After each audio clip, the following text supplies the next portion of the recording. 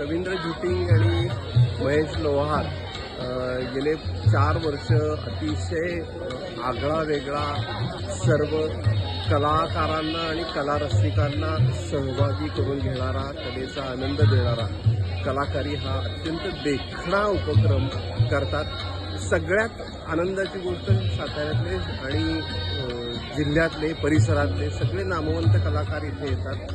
ह्या जागेचं वैशिष्ट्य ह्या कलाकारी महोत्सवाला यश मिळवून देतं। अत्यंत निसर्गरम्य परिसर आहे।